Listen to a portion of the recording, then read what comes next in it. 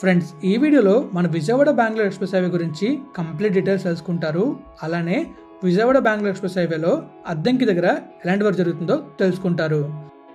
Hello friends, welcome back to our channel. చూస్తున్నారు కదా, బెంగళూరు ఉంది, కడప అండ్ విజయవాడ ఈ 3 ప్లేసెస్ని కనెక్ట్ చేస్తుంది ఈ ఎక్స్ప్రెస్ వే. సో ఇది బీకేవి express way, Bengaluru, Kadapa, Vijayawada.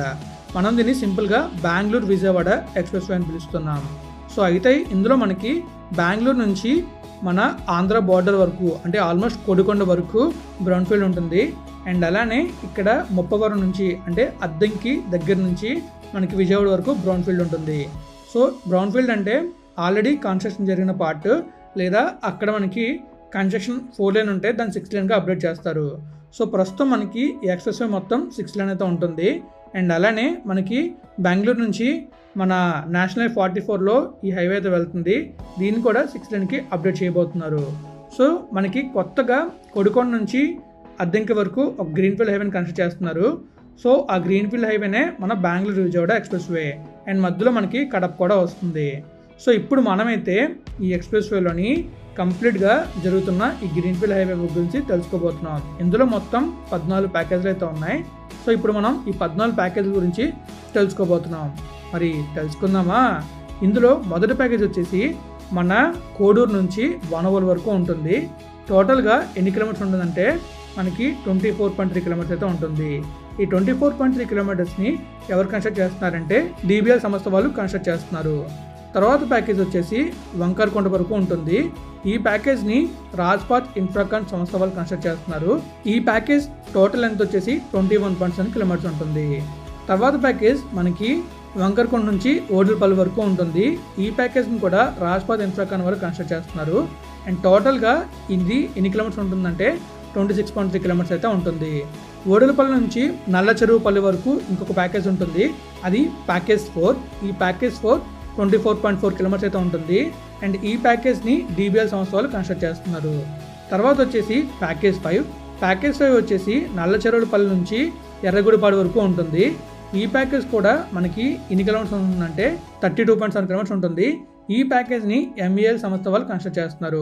And తర్వాత ప్యాకేజ్ వచ్చేసి మనకి ఎర్రగుడిపాడు నుంచి ఆదిరెడ్డిపల్లి వరకు ఉంటుంది. అండ్ ఈ ప్యాకేజ్ లెంత్ కూడా 31 కిలోమీటర్స్ అయితే ఉంటుంది.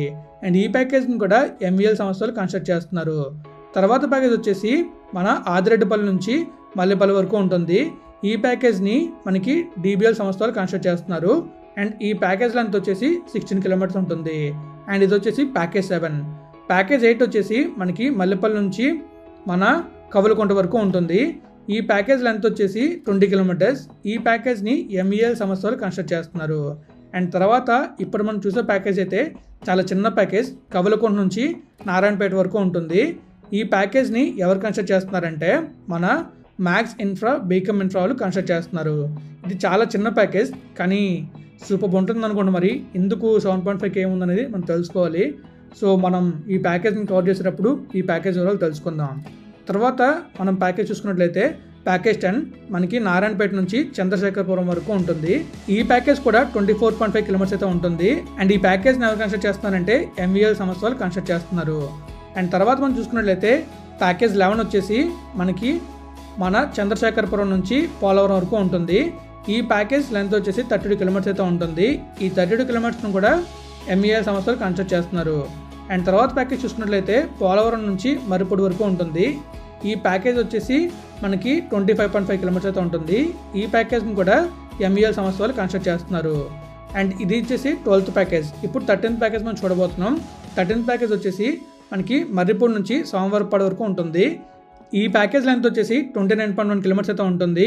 ఈ ప్యాకేజ్ని కేఎన్ఆర్ కన్స్ట్రక్షన్స్ వాళ్ళు కన్స్ట్రక్ట్ చేస్తున్నారు. అండ్ ఫైనల్ ప్యాకేజ్ వచ్చేసి మనకి మన సోమవారపాడు నుంచి ముప్పవరం వరకు ఉంటుంది. అండ్ ముప్పవరం వరకు ఎన్ని కిలోమీటర్స్ ఉంటుందంటే 28.6 కిలోమీటర్స్ ఉంటుంది. ఈ 28.6 కిలోమీటర్స్ని ఎవరు కన్స్ట్రక్ట్ చేస్తున్నారంటే ఎంఈఐఎల్ మేల్ సంస్థ వాళ్ళు కన్స్ట్రక్ట్ చేస్తున్నారు. టోటల్గా 343 కిలోమీటర్స్ అయితే ఉంటుంది. అండ్ కంప్లీట్గా ఈ అన్ని ప్యాకేజ్ నేను మీకు తొందరలో చూపించబోతున్నాను. ఈ వీడియోలో మనం ఏం చూడబోతున్నాం అంటే మన అద్దంకి ఉంది కదా, అద్దంకి దగ్గర ఈ వర్క్స్ జరుగుతున్నాయి. ఎగ్జాక్ట్గా అద్దంకి దగ్గర ఎలాంటి వర్క్ జరుగుతుంది, అండ్ అలానే ఇక్కడ ఇంకొక హైవే ఉంది. ఈ హైవే దగ్గర వర్క్ జరుగుతుందో మనమైతే చూడబోతున్నాం. అండ్ అలానే కంప్లీట్గా ఈ ఏరియా నుంచి ఈ వాటర్ బాడీ ఉంది కదా, ఈ వాటర్ బాడీ వరకు మనం వెళ్తాం. ఇక్కడ దాకా వర్క్ జరుగుతుంది చూస్తాం. అండ్ ఇటువైపు కూడా వర్క్ జరుగుతుంది, ఈ వర్క్ని కూడా చూస్తాం. మరి విజువల్ చూడడానికి వెళ్దామా? Let's go. కనిపిస్తుంది కదా అదే అద్దంకి. అండ్ ఇక్కడ మనకి హైవే కనిపిస్తుంది కదా, ఈ హైవే అయితే NAM హైవే. NAM అంటే నార్కెట్పల్లి, అద్దంకి, మెదర్మట్ల ఈ 3 ఊర్లను కలుపుతూ వేసిన హైవే కాబట్టి దీనికి NAM హైవే అని పెట్టారు పేరైతే. సో ఇంకొక పేరు కూడా ఉంది. ఈ హైవే డీటెయిల్స్ నేను మీకు తొందరలో చెప్తాను. ఈ వీడియోలో మీకు ఏం చూపిస్తా అంటే మీకు ఆల్రెడీ తెలుసు కదా, మ్యాప్లో చూపించాను. అండ్ అలానే కంప్లీట్గా మీకు ఎక్స్ప్లెయిన్ చేస్తాను హైవే గురించి. ఆ హైవేనే బెంగళూరు విజయవాడ హైవే.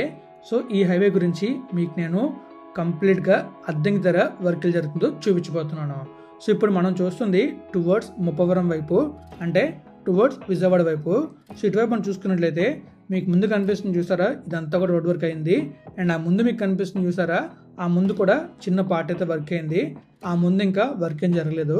అండ్ నేను ముప్పవరంలో చూసాను, అక్కడ కూడా మనకి ఎలాంటి వర్క్ జరగలేదు. నేను ఈ హైవేస్ మొత్తాన్ని కూడా అక్కడికి వెళ్ళి తీసిన వీడియోస్.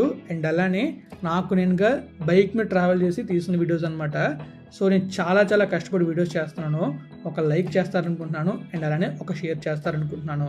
మీరు ఒక 100 కిలోమీటర్లు బైక్ మీద తిరిగితే మీ ఫీలింగ్ ఎలా ఉంటుంది? కానీ నేను 100 కిలోమీటర్లు తిరిగి ట్రావెల్ చేసి వీడియోస్ చేస్తాను, సపోర్ట్ చేస్తారనుకుంటున్నా. సో ఈ వీడియో చేయడం గల కారణం ఏంటంటే మన సబ్స్క్రైబర్స్లో చాలామంది ఈ హైవే గురించి అడుగుతున్నారు. సో నేను తీసిన ఫుటేజ్లో ఈ ఫుటేజ్ మన దగ్గర ఉంది. అండ్ ఇది కూడా రీసెంట్గా తీసిన ఫుటేజే. నేను మీకు ప్యాకేజ్ 1 నుంచి ప్యాకేజ్ 14 వరకు కంప్లీట్గా చూపిస్తాను తొందరలోనే. సో ఆ రోజు కోసం మనం వెయిట్ చేద్దాం.